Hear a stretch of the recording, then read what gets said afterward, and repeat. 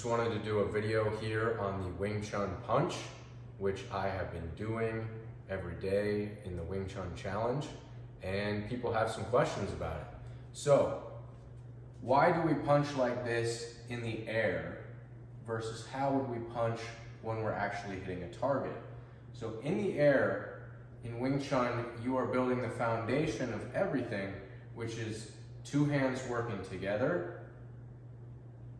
They should be starting and stopping at the same time, as well as relaxing these tendons right here in the arm. You want to relax those so you can release power. And no, that's not hurting my elbows. No, I'm not snapping down like this and making the bone crack. What that is I'm stretching out in a way that's, again, not snapping down, because you will hurt your elbow doing that. I'm going straight forward. And you can see here, the radius of my elbow, I'm punching straight forward, but it ends up pulling the arm straight so it goes higher. But I am not hurting myself when I'm doing this. I'm just stretching these tendons, because as this fist goes out, I'm keeping square body, so my shoulders are actually pulling back this way. So you have those two forces going opposite directions. In the middle is these tendons, so it's like a belt that you snap like this. That's the sound that you hear. And that's what you're training towards. In the beginning, you want to start nice and slow, and then build up until you can release power.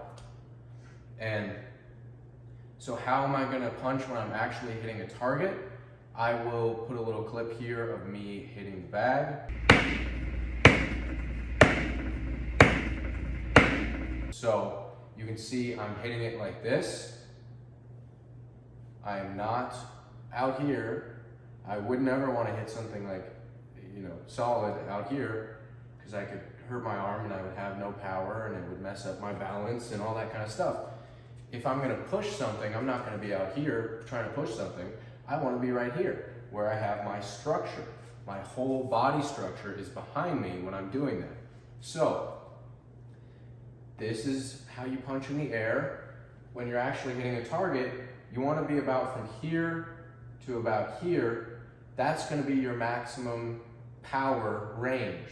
Anything farther out or anything closer, I'm not going to have much power, and I'm not going to have much power, but in there I have more power. So that's just a function of the structure. How much of your body is actually behind that punch. So how do we hold the fist in Wing Chun? We hold it like this. So it's just relaxed with what's called hollow fist. So you want to have this kind of indentation right there. And the reason why we do that is so when we hit our target, there's compression there. And we're not just tight. Because if I'm tight, I'm actually holding power back in the muscles. And sure, it's like, hitting someone with a brick. You have power there, and especially if you weigh a lot, you're gonna have weight behind that punch, but it uses a ton of energy. First of all, Wing Chun, we like to conserve our energy. And second of all, you're not actually releasing all of that power into your target. Sure, if you hit someone super tight out here, like that, it's gonna hurt them, but it's not gonna have the same power as if you hit them like that, because that's relaxed, and relaxation is the key to power. So that's why we do this in the air. So you have relaxed fists, not super tight, not super loose, because you're gonna hurt yourself, but relaxed enough so that when you make contact, then it can tighten up so that you have enough strength to deal with hitting something hard. So you can see that my backhand here is at my elbow distance, and it's slightly below my chest, while this arm is about parallel with my shoulder and it's above my chest. and I'm just rotating those. They're just, changing places. And I'm just basically, it's called the pulling punch because it's like I'm pulling myself along a rope.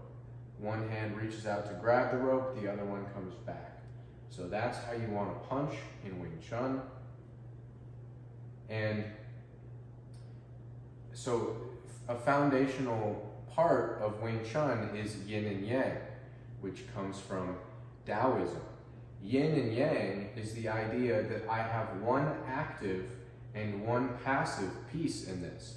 Obviously, my right hand here is the active hand. My left hand here is the passive hand because I am actively hitting something with this hand. And I am passively reloading this one so that I can go again. That's why we don't use just one hand, because if I'm counting this out, 1, 2, 1, 2. Anytime I'm using just one hand, sure I have 1, but on 2, I can get steamrolled because I'm not ready for that. But if I'm using both of my hands, I can hit here and then hit again and hit again and hit again and hit again and hit again and hit again and hit again. Any which way, it doesn't matter. But so I have active and passive, but I also have passive within my active. So that's a part of the yin-yang symbol. You see the white side and the black side. They each have a smaller, the black side will have a small white circle in it. The white side has a small black circle in it. So what is the passive part of this active hand? Well, like I talked about earlier, if I was super tight here, that would be too active. There would be no passive within my active. So I need to be relaxed enough that I'm not stuck here and I can move. If I'm going to punch someone and they block it and I'm still here, I'm stuck. But if I go to punch someone, they block it and I switch because this hand was relaxed enough, that's what you want. So there's a passive piece in this active hand, which is that I'm not so active that I can't move, that I can't change what I'm doing. What is the active part in the passive hand? Well, if I'm just fully passive, I'm just here. This hand is doing nothing. So I don't want that. And I want it to be able to attack right when I need to. Right when I am switching the hands, this passive hand here needs to be able to attack. So I have it ready.